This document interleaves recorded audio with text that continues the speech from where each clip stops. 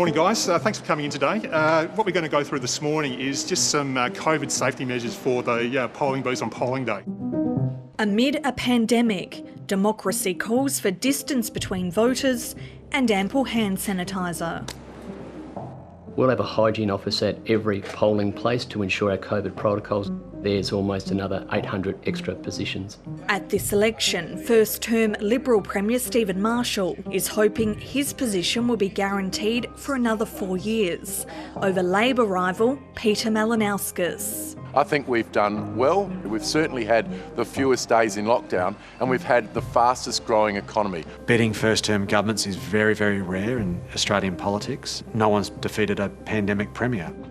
But opening South Australia's borders before Christmas was a risky move for Stephen Marshall ahead of the state election. He's the first premier to face voters since the Omicron wave. Today the state recorded more than 3,100 new cases.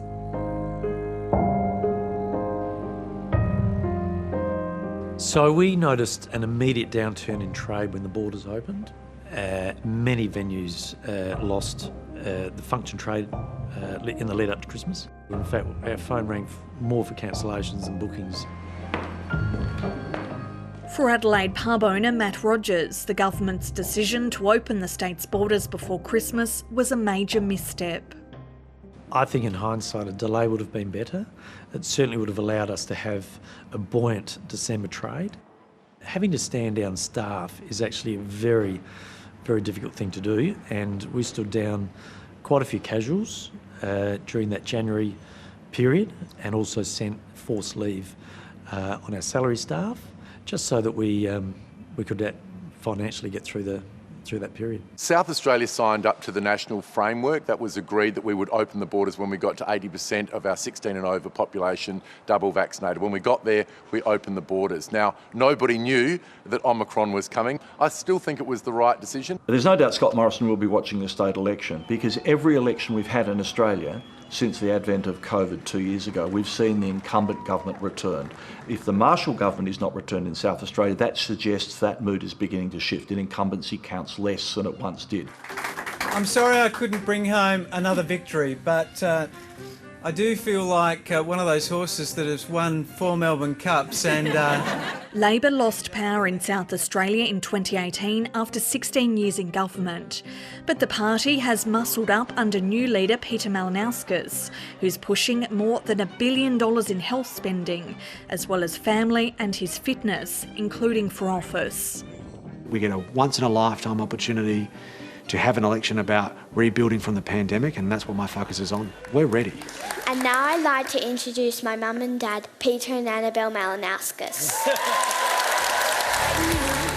He presents very well on camera, he looks very professional. They like the idea of presenting Malinauskas as young and active and connected to the community, and it does paint a bit of a contrast with Stephen Marshall. But the Liberal Party is keen to point out the new leader was a member of the former Labor government, which closed a hospital, cut health jobs and beds. So remember, Peter Malinauskas is the same old Labor. Both sides are blaming each other for causing hospital bed blocks and ramping, amid patient deaths which the union is linking to ambulance waiting times. Labor brought ramping to South Australia by downgrading services. Stephen Marshall said after his June budget that the ramping problem was going to be addressed almost immediately, and then in October last year we had the worst ramping in the history of South Australia by a very long way, and the month after that he opened the borders. I note that ramping has reduced by 50% over the last 4 months, which I think proves that our policies and plans with regards to this are now working. What that tells me is that both parties are finding through focus groups and through their own research that health is a critical issue, and both are trying to spin it to the best of their ability. It's feasible that either party could win. The Liberals will need to win a net 2 seats from where they are now, Labor a net 5. And I think a hung parliament is probably the most likely outcome. If the people of South Australia do decide to have a hung parliament, then naturally both parties of government are going to have to contemplate how best they form government. But look, my firm ambition is to form a majority. We've been made no commitments to independence about what will happen after the election. South Australia has a history of hung parliaments and minority governments, and Stephen Marshall, like Liberal premiers before him, has overseen a crop of defectors. His government fell into minority last year. 4 of the 6 crossbenchers are former Liberals. My community, I think, understands the reasons why it was necessary for me to become an independent.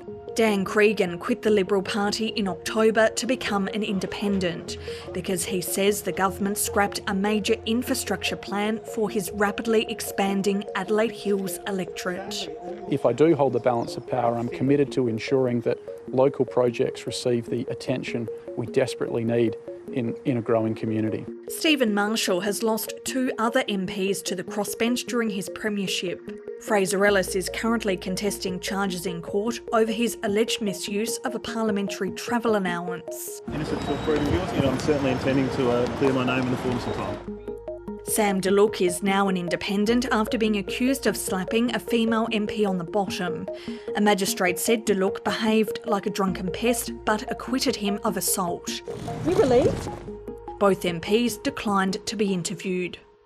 How does a good leader lose 3 MPs to the crossbench? There's no doubt that Parliament towards the end of last year was messy, but we're asking people now to give us a second term. I hear this concept of instability. I make the point that I'm the longest leader of the Liberal Party in South Australia since Sir Thomas Playford. Now, he went for 26 years. I don't think I'll get to that record.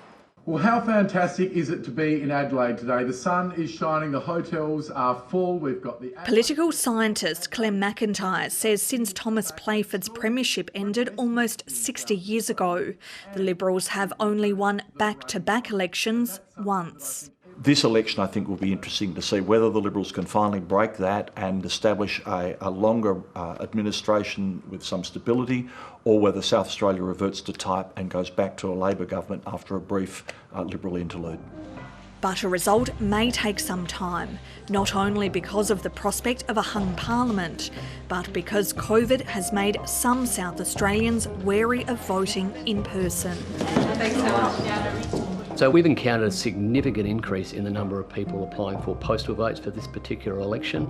In fact, it's a 73% increase at the same point in time for the 2018 state election. So the implications may be that we may not know the result of the election itself until several days after polling day.